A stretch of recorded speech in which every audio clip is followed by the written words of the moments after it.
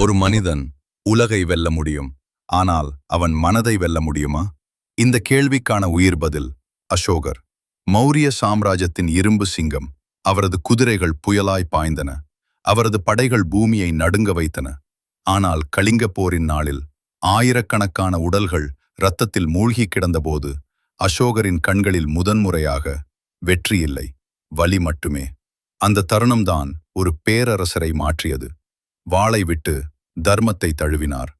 அதிகாரம் விட்டு மனிதநேயத்தை தேர்ந்தெடுத்தார். புத்த மதத்தை உலகம் முழுவதும் பரப்பினார். அவரது ஆணைகள் கல்லில் பொறிக்கப்பட்டன. ஆனால் உண்மையான சக்தி அவரது இதயத்தில் பிறந்த மாற்றம். இன்று வரை அசோக சக்கரம் நம் கொடியில் சுழல்கிறது. அது வெற்றியின் சின்னம் அல்ல, மாற்றத்தின் சக்தியின் சின்னம். இதுதான் அசோகரின் உண்மையான சக்தி. இப்படிப்பட்ட வரலாற்று உண்மைகளை தெரிந்து கொள்ள இப்போதே ஃபாலோ செய்யுங்கள்.